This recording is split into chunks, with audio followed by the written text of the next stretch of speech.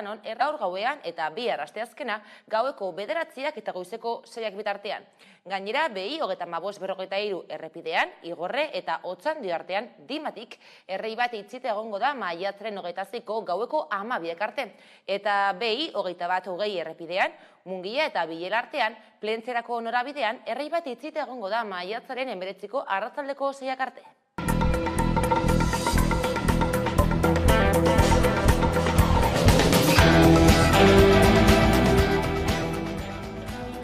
Maiatzaren 28an hautatuak izaten badira ere, EH Bilduko 7 hautagaik ez dute zinegotzi kargu hartuko aurkeztu diren udalerrietan. Hori hitzeman dute gaur plazaratu duten gutun batean. Azken egunetan, COVID Euskal Herriko terrorismoaren biktimen kolektiboak egindako salaketa bat tarteko, eztabaida politikoaren zentroan izan dira koalizio abertzaleko 54 hautagai etako kide izan zirelakoan kondenatutakoak. Bereziki, gutuna idatzi duten 7 haiek dira odol delituak egosten dizkietenak. Hautagaien zerrendak ofizialak dira jada eta horregatik alden neurrian egin diete uko euren hautagaitzei. Hitzeman dutenez, inongo kasutan ere ez dute zinegotzi kargua hartuko. Arnaldo Otegi txalotu egin du haien erabakia.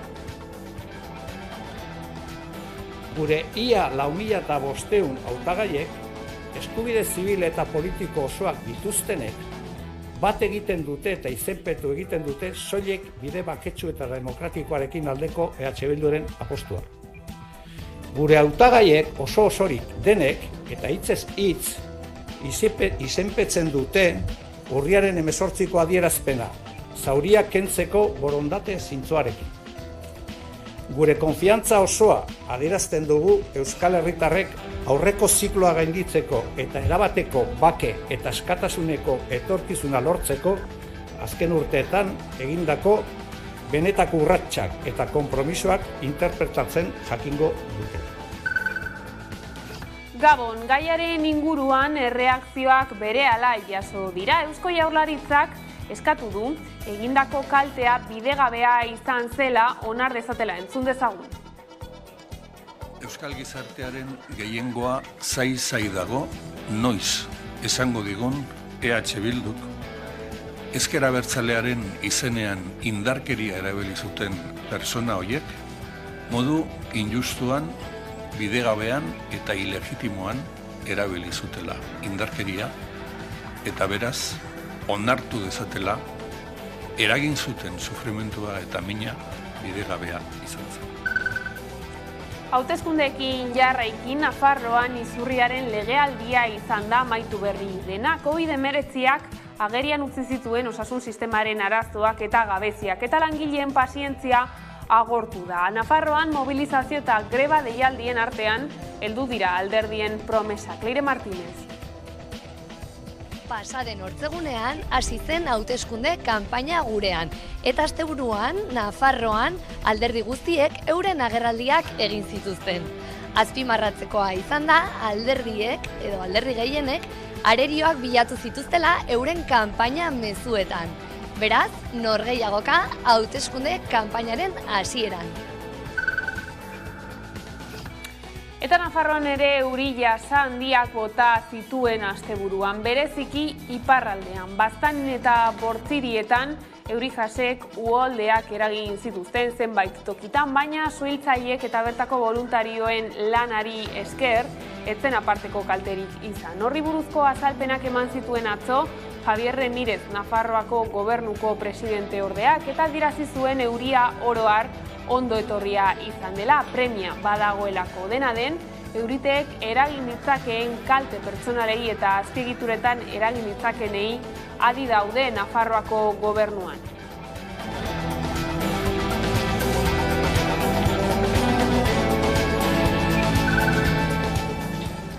Gaur jakin izan dugu ere, bikote homosexual batek salaketa bat jarri du joan den asteburuan Bilabonan jipoitu egin zituztelako. Eusko Jaurlaritzako segurtasun sailak dio gertatutakoa ikertzen ari dela. Bitartean, Zizurkilgo udalak, Gipuzkoako aldundiak eta arartekoak gertatutakoa gaitzetsi dute. Udalak babes osoa eskaini die biktimei eta adierazi du Bilabonako udalarekin lanean ari dela gertatutakoa argitzeko.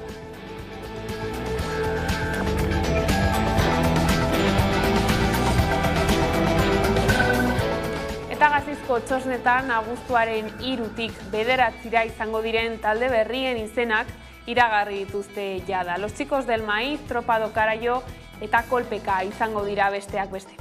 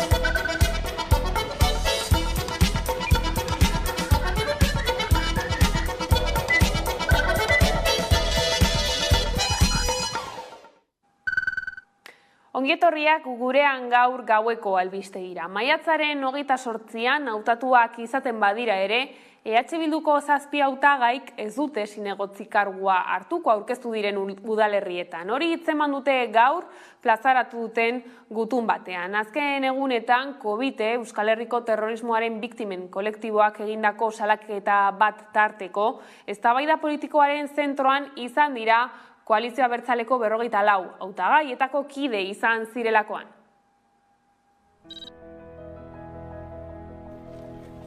Gure ia 4.500 hautagaiek, eskubide zibil eta politiko osoak dituztenek, bat egiten dute eta izenpetu egiten dute soilik bide baketsu eta demokratikoarekin aldeko EH Bilduren apostua.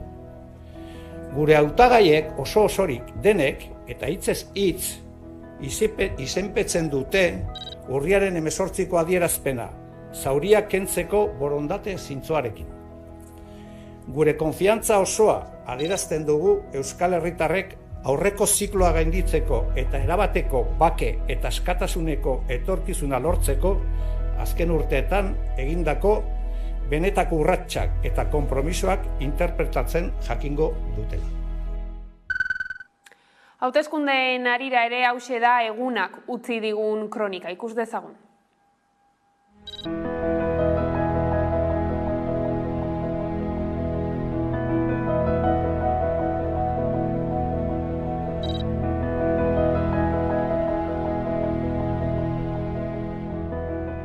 Y este pueblo les barrerá con votos a la extrema derecha y al fascismo.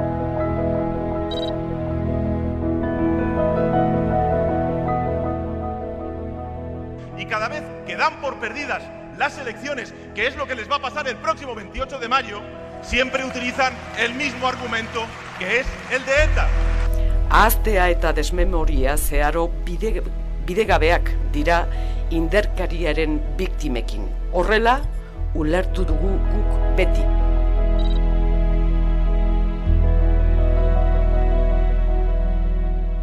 Oraingoetan oso garrantzitsua baita. Ez da bardin batzueri edo besteari emotea, ez da bardin etxean gelditu.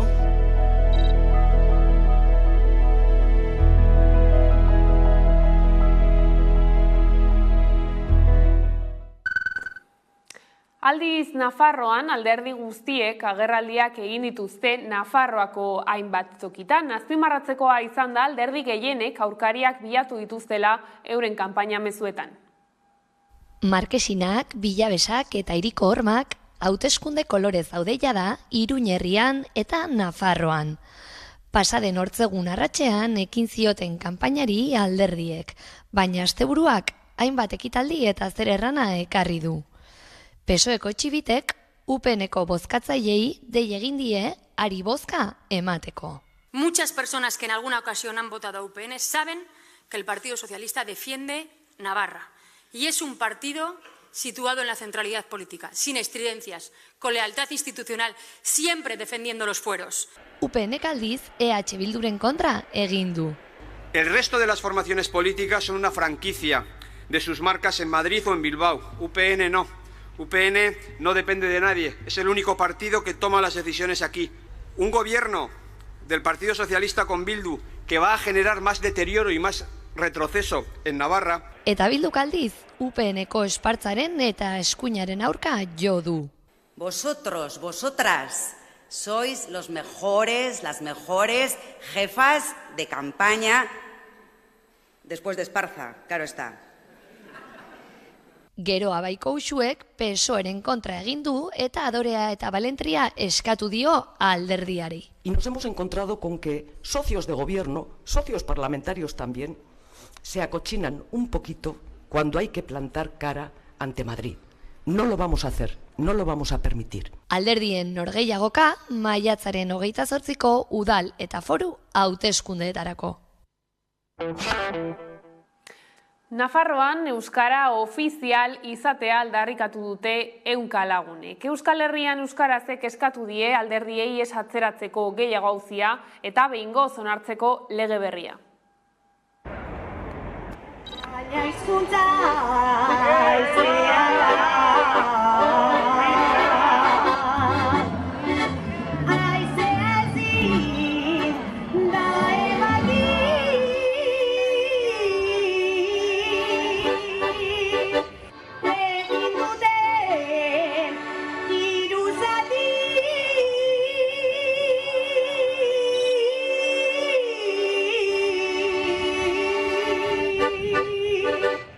Eta uste dugu gobernu aurrerakoi batek ezin duela beste behin euskararen gaia alde batera utzi eta euskaldunon eskubidea kontutan ez hartu. Beraz, uste dugu badela garaia eta badela ofizialtasuna onartzeko garaia eta datorren legealdia izan behar dela ofizialtasunarena. Aliguaen Navarro numi ezetz benetan euskaren promozioa deritxoz inpozaketa, inpozatza da euskara legearen mapaketa, bai eredu inpozaketa, gure lurra apurketa. Ikusgunek iazko txostena aurkeztu du astearte honetan, bildutako datuekin, baina zehaztu du datuok ez dutela biltzen benetan izandako horrelako gertakari guztiak. Horietako 10 osagai homofoboa izan dute, beste 5 transfoboa eta 1 LGTBI foboa.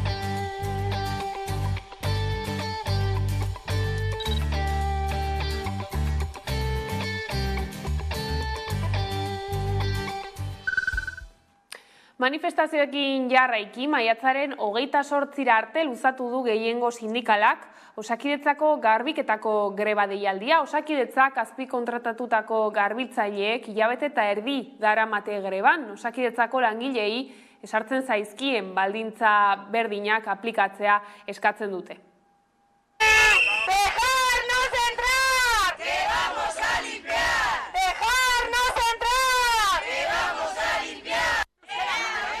Bi ekimen plazaratu nahi ditugu gaurko egunean. Alde batetik, greba deialdia maiatzaren 28 arte luzatzea erabaki dugula. Eta bestetik, datorren astelehenetik aurrera, maiatzaren 22, Gurutzetako ospitalaren aurrean egingo dugun kanpaldia.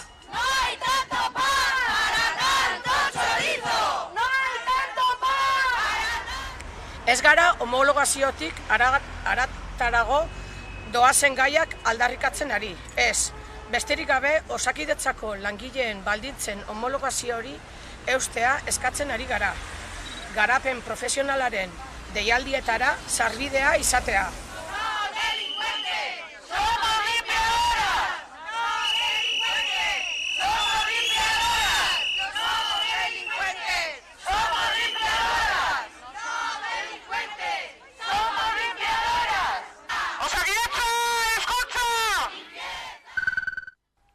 Mila 1985 sortu zen Bilboko Mediku Zientzien Akademia. Bilboko sendalarintz jakindia zuen orduan euskal izena. 128 urteotan, lehen aldiz, Andre bat da erakundearen burua. Joan den astean, Agurtzane Ortizek hartu zion Ricardo Francori lekukoa presidentetzan. Besteak beste, neurosientzietako doktorea eta psikiatra da Ortiz, eta pantailaren bestaldean daukagu. Gabon. Gabon, bai, zemoduz. Lehenik eta behin zer da zehazki Bilboko Mediku Zientzien Akademia? Bueno, esateko Bilboko Mediku Zientzien Akademia zuk esan bezala, 1885 sortu zen. Honek esan gure dau, 128 urte dituela da.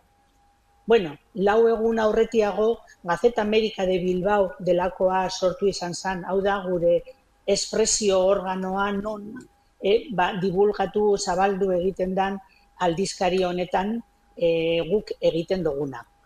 Eta, bueno, lehenengo presidentea Jose Carrasco izan gendun, eta handik aurrera 79 presidente izan ditugu, gaurko presidente emakumea baino lehenago.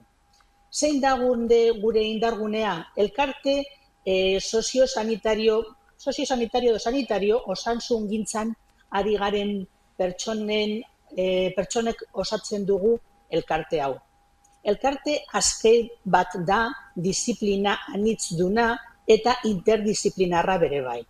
Gure helburuak dira, osasun profesionalen etengabeko prestakuntza eta formakuntza, diarduen kideak zientzia, kultura eta giza alorretan prestatzea eta erlazionatzea, osasun esparruko elkarteen arteko harremanak eta loturak egitea, eta baita divulgazio lan handia egitea baita biztanleriaren hezkuntzan. Eta orokorrean esateko laburbilduz osasuna sustatzea da gure helburua. Horretarako hainbat jardunaldi egiten ditugu, hainbat hitzaldi, prestakuntza ekimen, mahai inguru eta bar eta bar. Elkarte zientifiko anitzen egoitza ere bada, eta 30 elkarte edo osatzen ditu, edo barne dauzka gure erakunde honek, 1000 akademiko gaude, orezko akademiko, jubilatu, presidente oi, eta ikasle eta egoiliarren artean. Ikusten dugu urte hauetan guztietan lan handia egiten duzuela, eta esan beharra dago ere, aipatu dugu Ricardo Francoren lekukotza hartu berri duzula, lehen idazkari nagusia zinen, lehen emakumea ere, nolakoa izan da aldaketa hori, eta pentsatzen duzu emakumeon presentzia areagotzen ari aldela ardura postuetan, ez da? Bai, halaxe da. Azken baten medikuntzaren bilakaera da hau. Medikuntzan gehiengoa urte askotan gizonezkoak izan dira. Izan ere, lehenengo emakumea unibertsitatera eta medikuntza ikastera sartu izan zana, 1820 inguru izan zan. Espainian, 19. mendearen azken aldian, izan gendun lehenengo emakumea, unibertsitate medikuntzako geletan sartu ahal izan dakoa. Ze esan gure da honek? Begira, datu bat emango dizut, ikus dezagun. Gaur egun, jubilatzen direnen, osasungintzan lan egiten duten pertsonen artean jubilatzen direnen 3tik 2 gizonezkoak dira. Baina medikuntzan hasten direnak eta osasun esparrutan lan egiten hasten direnen artean 3tik 2 emakumezkoak. Honek zer esan gure dau, egondala aldaketa bat. Izan ere, datu bat ematearren, kolegiatuen artean beti izan dira gehiengoa gizonezkoak emakumezkoak baino. 2017an lortu izan zen honi buelta emotea, eta emakumezkoen presentzia handiagoa izan da. Eta hortikan aurrera ikusten dugu nola bi herenek emakumeak direla. Osasungintzan. Ikusten dugu orduan emakumeen presentzia are eta handiagoa dela ere osasungintzan, eta osasungintzaren arloarekin jarraiki ikusten dugu azken aldian kolokan dagoela, greba asko daude. Nola ikusten duzu zuk osasungintza publikoa, zein da argazkia? Bueno, esan behar da, osasungintza publikoa da gizakiok dauzkagun onurarik nagusienetarikoa. Oinarrizko eskubideen artean osasuna da oso importantea da. Gaur egun zer pasaten da, harrapatu gaituela nolabait egoerak kolokan, zuk esan bezala, ezta? Eskaerak handiak dira, eta eman daitezkeen zaintzak jasangarriak izan behar dira, eta gero eta gehiago eskatzen dugu, gero eta gehiago perzibitzen dugu lortu behar dugula osasunaren atentzioa, arreta, eta, ez gaude beti gureko gendukeen lekuan, ezta?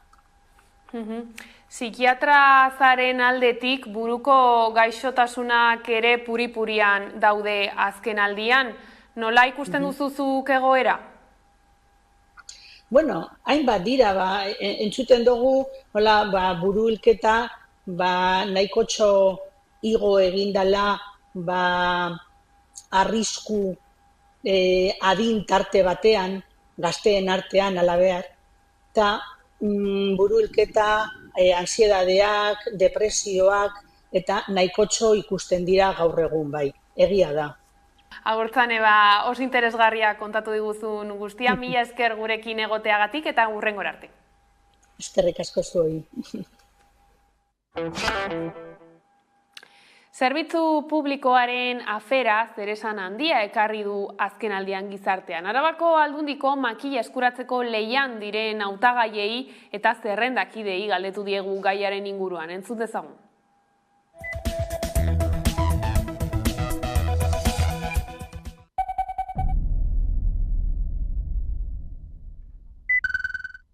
Azken finean, erantzukizuna ez da Aldundiarena.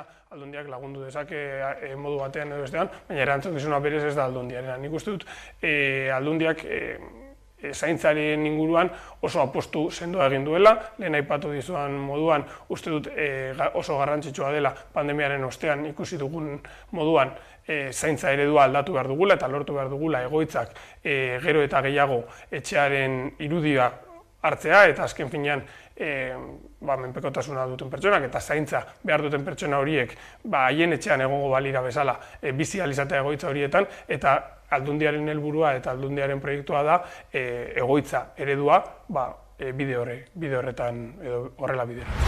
Langilei ordezkariei, gehien bat emakumeak gainera, oso egora txarrak dituztela, hori aitortzen dugu guztiok, ez da bidezkoa ia gutxieneko soldataren inguruko soldatak izatea, bestelako lan baldintzak jasaten dituzten lan baldintzak. Hori esan da ere, aitortu beharrekoa da ere, azken legealdian Foru Aldundiak berak ahaleginak egin dituela Araban hori zuzentzeko. Gu espero dugu, Arabako lehenengo hitzarmen hori, zaintza inguruko hitzarmen hori, lehenengoa behingoz onartu ahal izatea, geroago, elkarrizketa eta negoziazio esparru hori sendotu eta gero, aurrerantzean lan baldintzak hobetzen joatea. Oso balore sozial handia daukate zaintzako lanek, eta sozializok horrekin zinez konpromesu handia. Arabako Foru Aldundiak badu erantzunkizuna kontu honetan ere bai. Zerbitzu sozialak oso importanteak dira, gainera zaintza zerbitzuak eta gainera gaude gizarte baten gero eta zaharrago. Eta zerbitzu horiek beharrezkoak izango dira eta beharko ditugu guztiok, ez? Orduan bi aldetetik, alde batetik Foru Aldundiak privatizazio joera bat badu, Araban 4.300 gora badaude plazak residentzietan, eta horietakoa bakarrik 14% dira publikoak. Orduan, privatizazio joera eta privatizazio saiakera egiten ari da nahi eta nahi, ez eta gu horren kontra gaude. Ze azkenean privatizazioa da kalitatezko zerbitzua murriztea. Eta beste aldetik ere, justo pasaren astean aurkezten genuen proiektu bat, ez dakit nola esaten den euskeraz, pero como un hogar de cuidados pertsonentzat, eta hori da bermatzeko bere kalitatezko bizitza bukaera artez. Eta beste aldetik, lan baldintzak. Claro, langileen lan baldintzak ez baldin badaude ondo bermatuta, zaintzak gero eta txarragoak izango dira. Orduan gure alde batetik eta bestetik, diputazioak badauka asko egiteko, eta EH Bilduk beti ere jarraituko du horren alde. Zerbitzu publiko baten eta duina baten alde. Argi dago, langileak greban jartzen direnean, gauza on batengatik da, eta beti egiten da horregatik. Beraz, uste dut, langilei beti entzun behar zaiela eta harien alde jarri behar garela. Beraz, hori da betidanik gainera ikusi duguna defendatzen dela alderdinetatik.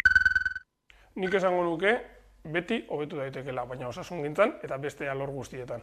Osasuna sendotu behar dugu eta badaukagu zer hobetu. Nik uste dut hori aitortzea naturala dela, etortu behar dugu, gure osasun sistema hobetu behar dugula. Hala eta guztiz ere, esan behar dut, osasungintzaren inguruan dauden kritikak ez direla soilik Euskadin ematen, nik uste dut estatu osoan ematen direla, eta beste Europar Batasuneko herrialde batzuetan ere osasungintzari buruzko kritikak egon badaudela, eta hori pandemiaren ostean gertatu den zerbait da, eta esaten dizuen bezala oso orokortua dagoena. Beraz, uste dut badaukagula zer hobetu, baina uste dut ere zilegia dela eta bidezkoa dela aitortzea Euskadin daukagun osasun sistema oraindik ere inguruan ditugun osasun sistemekin alderatuta hobea. Horretarako bokazioak piztu egin behar dira, formakuntza piztu egin behar da, inbertsio publikoa sendotu egin behar dugu, eta arabara, etorriz edo diagnostiko txiki bat eginez ikusten ari gara nola, Araban landa eremuko eta hiriguneko zerbitzuak nahiko ezberdinak direla. Guk uste behar dugula Osakidetzak eta Euskal Jaurlaritzan badakigu lanean dabiltzatela, lehenik eta behin inbertsio publikoa sendotzea, inbertsio publiko hori orekatuan eta doitzea lurraldez lurralde, eta Araban lehenengo arreta hori sendotzea eta landa eremurako ere programa berezi bat prestatzea eta gara. Okertu egin dela pilo bat azken urte hauetan, pasaden astean greba bat bizi genuen landa eremuko osasun zentroetan, eta gu dekalogo bat aurkeztu genuen justo asteburu honetan, ze hori aurre egin beharko diogu ere, desoreka handia dago Araban, hiria eta herrien artean, eta osasungintza eta zerbitzuen falta hori gero eta handiagoa edo handiagotzen du, ez? Orduan, guk pentsatzen dugu osasuna dela beharrezkoa bermatzea, kalitatezko osasuna bermatu beharko dugu, nahi badugu gure herriak bizirik mantendu, bestela ezin izango dugu. Asko hobetzeko egoera batean, nire ustez. Garatu behar dugu gehiago zaintza, garatu behar dugu gehiago Osakidetzaren egoera, eta horretarako bakarrik dago bide bat, publikoa den guztia handitzea, legeak egitea, hori defendatzeko, eta orain arte egin diren ereduak kentzea, pribatutasuna bakarrik ekartzen dutelako. Eta gainera ikusi dugu, joan den 3 urteko COVID pandemiarekin, zergatik defendatu behar dugun publikoa. Bakarrik geratzen zaigu guztiona den egiturak eta plangintza. Uste dut ere, hezkuntza sistema ezinbestekoa dela akordio zabal bat izatea. Uste dute badaudela gai batzuk oso garrantzitsuak direnak eta ezinbestekoak dutenak akordio zabal horiek hartu ahal izatea. Azken finean, gaur egun Eusko Alderdi Jeltzalea dago agintean, Alderdi Sozialistarekin, baina hemendik 10 urtera, espero dugu hori horrela izatea baita ere, baina ez dakigun hor egongo den agintean. Eta nik uste dut hezkuntza ezin dela egon 4 urtean behin aldatzen. Beraz, lortu behar duguna da oso akordio zabala, gero eta alderdi gehiago barruan dituena, eta hezkuntzari nolabaiteko egonkortasuna ematea gure gazteenek izan dezaten hori egonkortasun bat, eta ez daitezen egon aldaketen mente.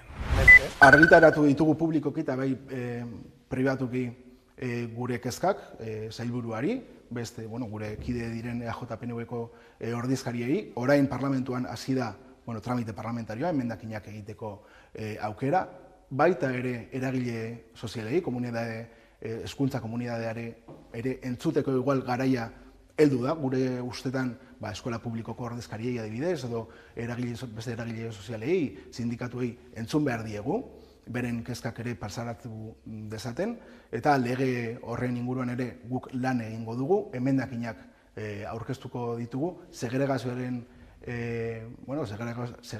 borrokatzeko eta oreka eta eredu publikoa sendotzeko, eskola publikoa sendotzeko, eta euskera, gaztelania eta ingeleraren barnerakuntza hori sistema osoan bermatzeko eta malgutasuna. Bai, hezkuntza sistema badukagu lege bat, zaharra, oso zaharra dena, eta fijo aldatu beharko dugula, eta justu egun hauetan gaude legearekin alde batetik bestera, ez? Guretzat oso importantea da izango da bermatzea kalitatezko, hezkuntza kalitatezko publikoa bermatzea, beste aldetik segregazioari aurre egin beharko diogu, eta nola ez, euskera erabilera bakarrik eta ikastea, bermatzea bukatzen dutenean umeak edo, pertsonak badakitela eta erabiliko dutela. Orduan guretzat hiru hildo horiek dira nagusiak eta horretan jarraituko dugu, momentuz legea hor dago, emendakina sartuko ditugu eta pentsatzen dugula, denon artean egin beharko dugula eta akordio on bat egin beharko da, ze azkenean horretan ere gure jendearen etorkizuna, hor dago ere sartuta. Gutxi gora bera arlo berean, egia esateko. Egiten ari dena, orain, da privatizazio prozesu bat, eta ikusten da, gainera, zein den horretan dauden alderdiak, gainera. Egin behar duguna da eskola publiko bat, kalitatezkoa, guztiok erabili ahal izango duguna, eta euskara bermatzen duen ere bai.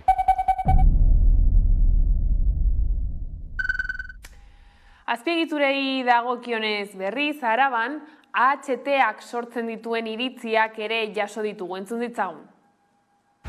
Abiadura handiko trena oso proiektu garrantzitsua dela, eta nik uste duka ezina dela, azkenean Madrilgo gobernuari dagokiela erabakia hartzea. Gero guk esan dezakegu gauza bat edo bestea, baina erabakia azkenean Madrileko gobernuak hartuko du. Gasteiztik egin behar da, bi arrazoi nagusiengatik, batetik prezio arrazoizkoena delako, inbertsioa txikiena duen proiektua delako, eta bestetik inpaktu ekologikoa edo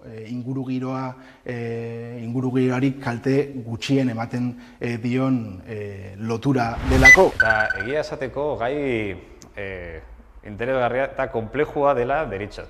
Egia esateko, nire ustez, Podemosek badauzka interesa eta bere indarra osoz lan hori garatzeko, baina egia esan da, landu beharra dago eta begiratu beharra dago ze motatako bidea hartu duten. Infrastruktura hau ezin dela aurrera eraman, ze ez dauka zentzu handirik, eta ez da bat ere jasangarria ere ez. Horregatik gu pentsatzen dugu, konexioa bat baldin badago Gasteiz eta Iruña artean izan beharko da orain dagoen korredor ferrobiariogatik, ezin dugu beste bat egin, noski hori argi dago, eta AHT-ren kontra gaude, guk orain dela egun batzuk, baina betidanik esan dugu tren sozial baten alde gaude.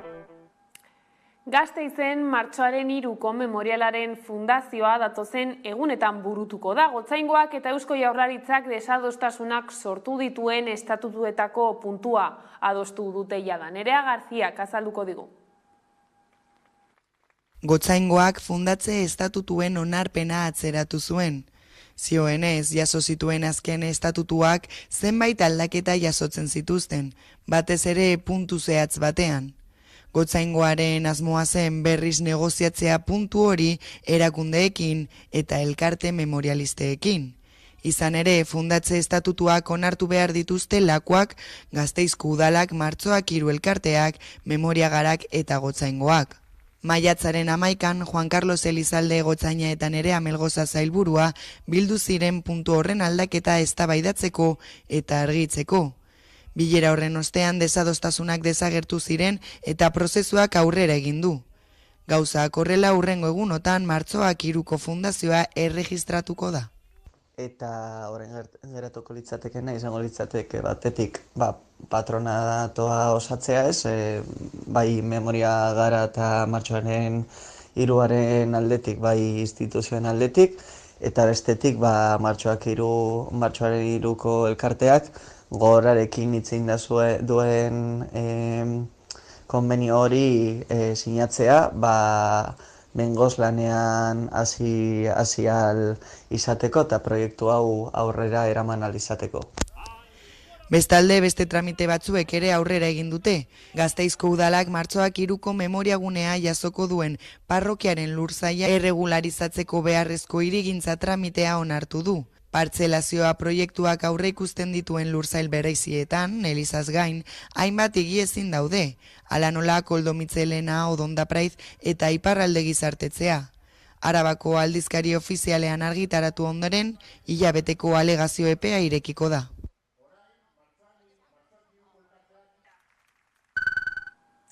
Eta ostegunean Pasaiako sarraskiari lotutako bigarren identifikazio saioa egingo dute. Martxoaren 28ko identifikazio saiora agertu ez ziren, 3 poliziak Donostiako auzitegietara deituta daude ostegun honetan. Azken identifikazio saiora 3 polizia agertu ziren, baina sarraskitik bizirik atera zen bakarrak, Joseba Merinok, ezin izan zuen inor identifikatu.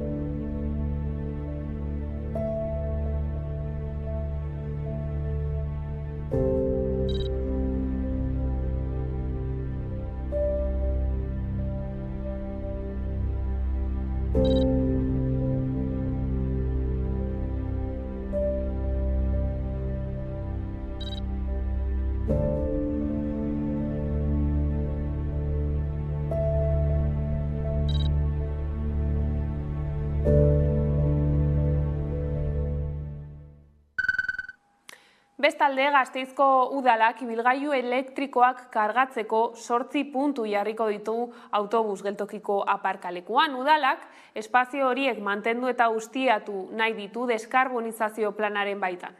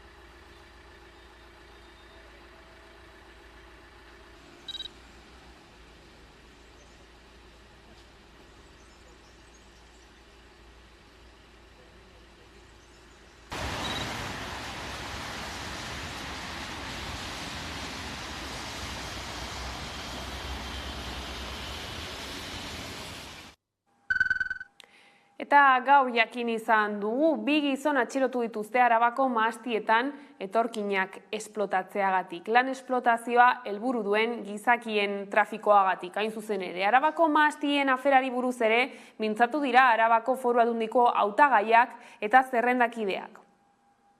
Beno, uste dut maztigintza eta ardogintza Araban oso sektore garrantzitsua dela, eta Arabako ardoak dauka bere izen propioa, eta jendeak eskatzen duenen ardoa, Arabako Errioxako ardoa nahi du, eta bereizketak izatea, nik uste dute positiboa dela gure ardoa munduan kokatu ahal izan.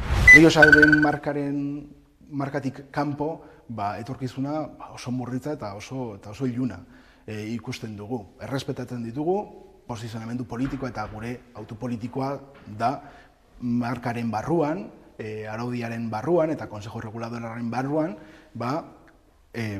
upeltegi txiki eta ertain horiek, Arabako Errioxako upeltegi txiki eta ertain horiek, gero eta pisu handiago. Horretarako, gure ustetan, Foru Aldundia Consejo Reguladoraren barnean eta bileretan egon beharko luke. Guretzako adostasunerako eta ezberdintasun horiek bideratzeko esparroa badugu eta horretan arituko bat. Ardogintza badatorre arazo estrukturarekin urteak eta orain gehitu eginda arazo koiunturalak, ez?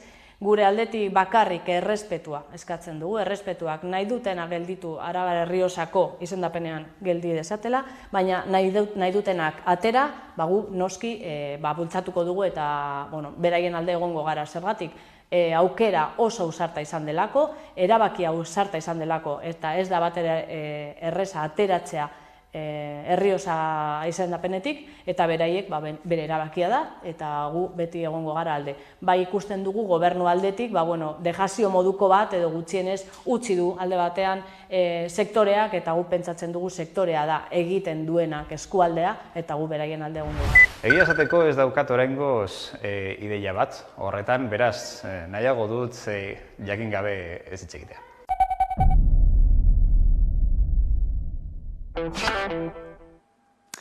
Agustin Aizpuru Usansolo Herria plataformako kidea elkarrizketatu dugu Hamaika telebistan. Aizpururen esanetan, Usansoloko herriarentzat 2019ko Galdakaoko aldaketa politikoa oso ona izan zen, eta horrek bide eman dio Usansolotarren hitza entzuteari. Aizpurua etorkizunera begira jarri da eta gehitu du ikusi behar dutela zer erabaki hartzen duten helegitearekin eta Usansolo erregistroan sartzen ote duten. Bai, ez gaude gu ezertara itxita, baina egia da gobernu honetan esperientzia hona aukin dugule, prozesu aurrera eroan dugule, eta guretzat hori oso importantea da 28tik aurrerantza hortik hasi behar gara pentsatzen zer egin. Bueno, olako prozesuatan beti dago oztopoak eta beti arazoak. Orain guri gelditzen zaigu arazo importante bat. Da zein da, Madrileko gobernuaren estatuko abokatuek demanda bat aurkeztu zuela.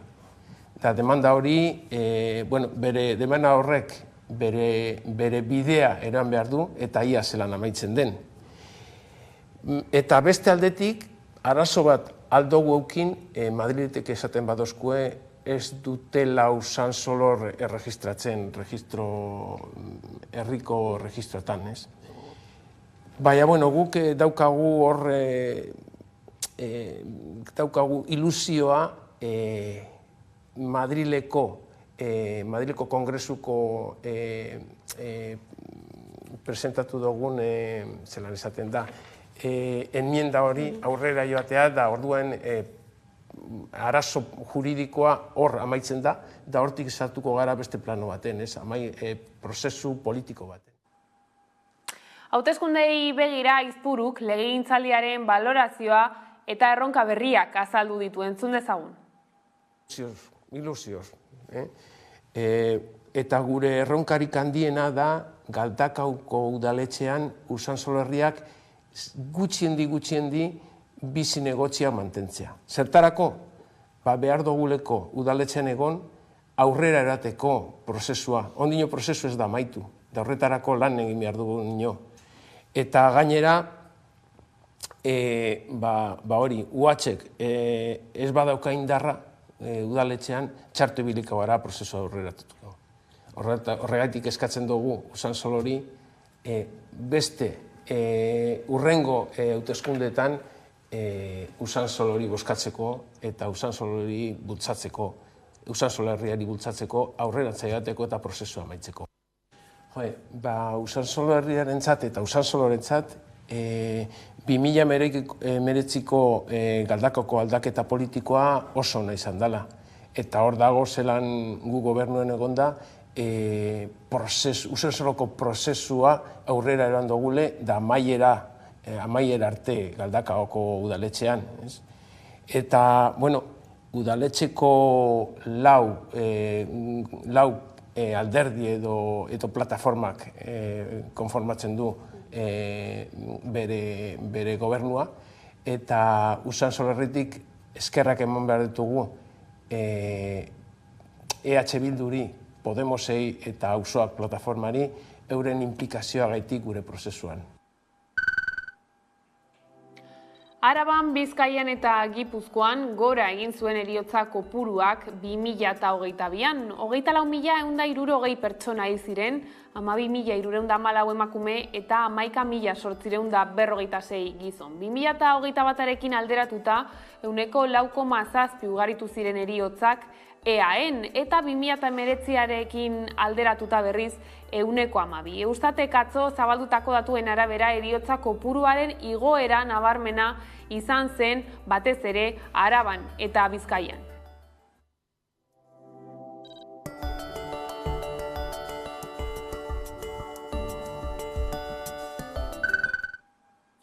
Eta eguraldiari dagokionez, Lehortetik Eurite eta Uholdetara igaro da Euskal Herria, euriaren premia zegoen, eta honegin du azken egunotan, baina Euskal Herria astindu eta zenbait uholdere eragin ditu. Dena den, kalteak ez dira handiak. Izan alde positiboa da, urtegien edukierek zertxobait gora egin dutela. Eguraldia nahiko zoro dabil azken aldian, apirilean geunden garairako bero handia egin zuen, eta aurtengo lehen Lehortea pairatu zuten zenbait laborarik. Etzen euritantarik iritsi Nafarroa erdi eta hegora, Erribera aldean dagoeneko zerealen uste galdutzat eman dute. Lehortea oso gogor jotzen ari zen, azken 6 hilabeteetan batez besteko baino 140 euri gutxiago egin du. Baina egoera bestelakoa da orain, Lehortetik Eurite eta Uholdetara igaro gara. Ipar Euskal Herrian esaterako herri urrets eguraldiek baldintzatuta egin zuten. Euri jasa izugarriak pairatu zituzten asteburuan. Nafarroan ere batez ere iparraldean Baztanen eta Bortzirietan gogor bota zuen, uholdeak eragiteraino, baina etzen aparteko kalterik izan. Azken egunotako euriten ondorioz baina urtegietako maila hobetu da apur bat. Naiz eta Nafarroan egoerak kezka eragiten jarraitzen duen ur maila 60tik behera dagoelako urtegietan batez beste. Esako urtegian eta Aiotzen adibidez edukieraren erdia dute beteta gutxi gora bera. Araban, Bizkaian eta Gipuzkoan berriz azken hamarkadako batez bestekotik bera egon arren ur hornidura bermatuta dagoela iritzi du ura agentziak. Bilbo eta Gasteiz urez hornitzen dituzten bi urtegiak bestalde, Uribarrik eta Urrunagak edukieraren 69% dute beteta. Gipuzkoan 89% dago Añarbe esaterako.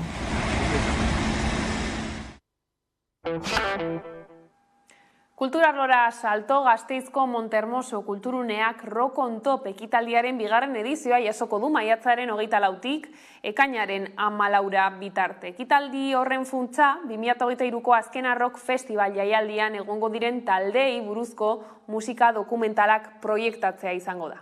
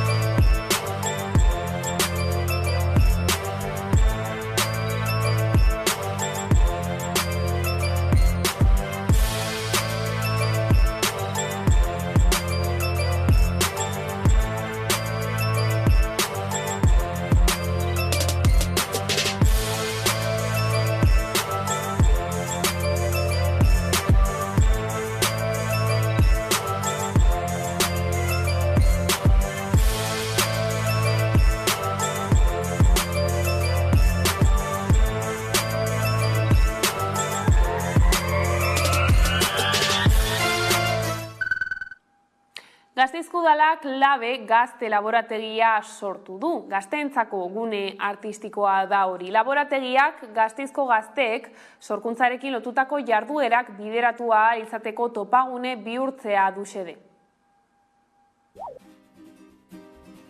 Labe gazte laborategia Gasteizen kokatuta dago, Alde Zaharrean hain zuzen ere. Gune artistiko hau aitzindaria izan da hirian izan ere, kultura, sorkuntza eta partaidetza bateratzen ditu topagune batean. Helburu nagusia da gazteei, 12 eta 30 urte arteko gasteiztarrei, euren lan eta proiektu artistikoak zabaltzeko aukera eskaintzea. Eta ez soilik erakusketa batean jartzeko aukera izatea, baizik eta prozesu osoa irakastea, muntaia, antolaketa eta behar diren azalpen guztiak besteak beste.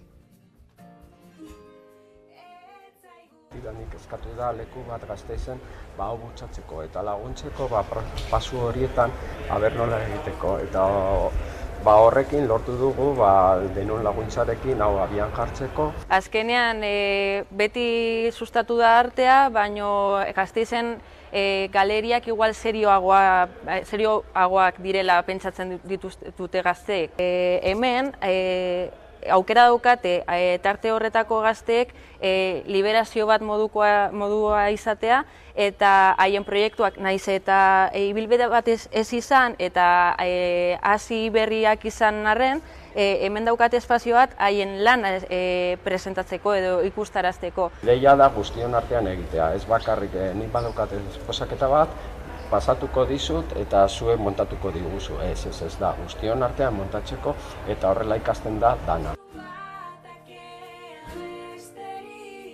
Gasteizko gazteek sorkuntzarekin lotutako jarduerak bideratzen dituzte Labe gazte laborategian.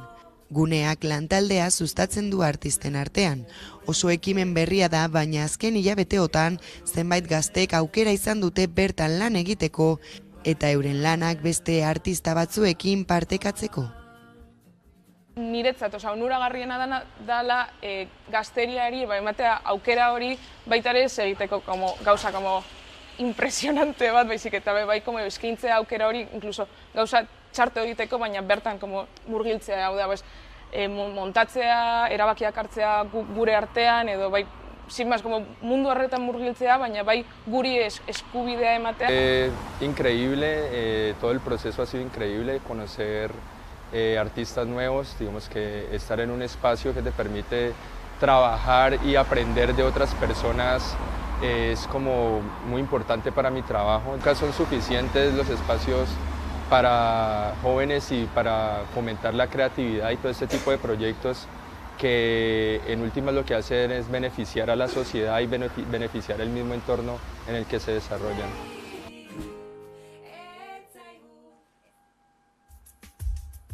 Kanesko zinemaldiak jaialdi handietan handienak, egile ezagunak eta prestigiodunak ipini ditu bere erakusleio nagusian, itxuraz, arrisku handirik gabeko sail ofizial batean. Gaur hasi da jaialdia Maiguen zuzendariaren Jendu Barri filmarekin eta hilaren 27 arte iraungo du. Michael Douglas aktoreak ohorezko urrezko palma jasoko du.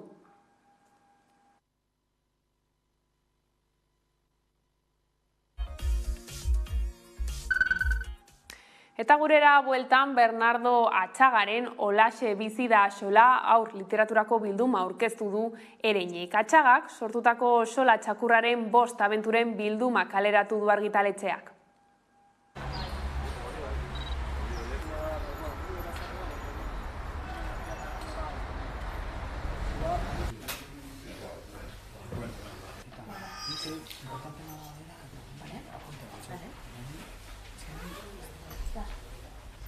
Joan mende hasierako argazkietan beti gure ama txakur bat egin azaltze zala. Txakur izan dut beti nik inguruan, eta beraz ezinbestekoa izan zait. Hobeto ezagutzen ditu dalakoa gainea, haien psikologia eta hobeto ezagutzen dut, katuarena baino. Ezinbestekoa izan zait xola bezalako txakur bat asmatzea eta bizitzen jartzea.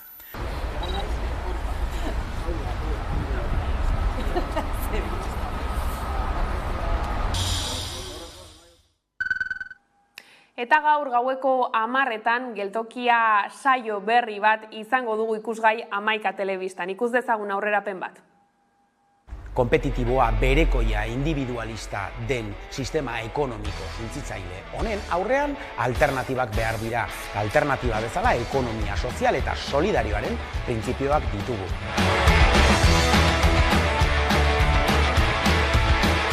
Ekimen ugari dauzkagu hain zuzen ere, hildo honi erantzuten diotenak. Alternatibak badaude eta hoietaz arituko gara gaur hemen geltokia saioan. Horretarako erreportaje eder bat prestatu dizuegu. Solaskideak edukiko ditugu gaiari dagokionez aditu ditugunak. Eta nola ez, Koldo Gartziaren errezeta goxo batekin bukatuko dugu. Beraz, badakizue ongi etorri deno topalekua den geltoki honetara.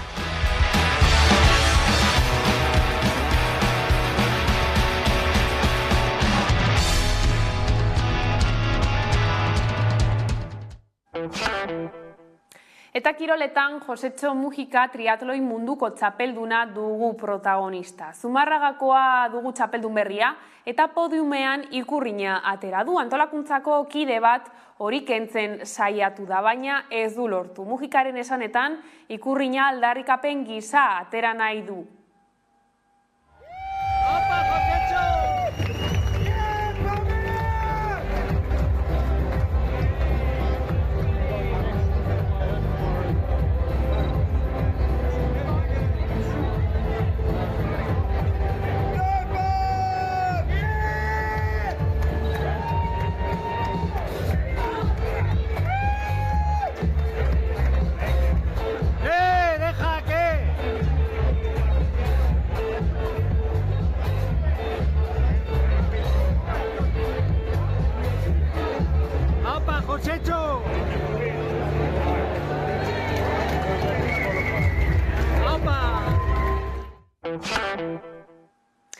Eta horrela iritsi gara albistegiaren bukaerara. Gaurkoan Olaia Intziarteren denak begira daudelaik abestiarekin agurtuko zaituzte, gustatuko zaizuelakoan, besterik ez gure aldetik. Horiek izan dira gaueko albistegiak gurean gaur utzi dituenak. Gogoratu guztiak eta gehiago nahi duzuen aldiro hamaika.eu satarian daudela eskuragarri. Bihar arte.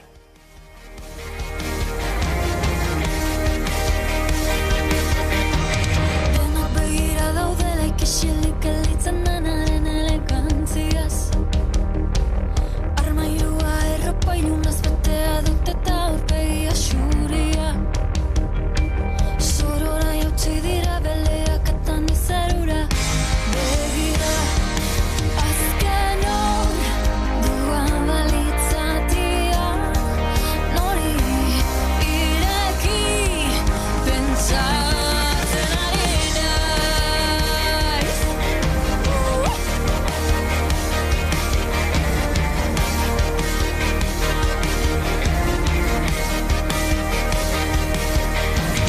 Arrastakara kasta irinak sobran ta falta duz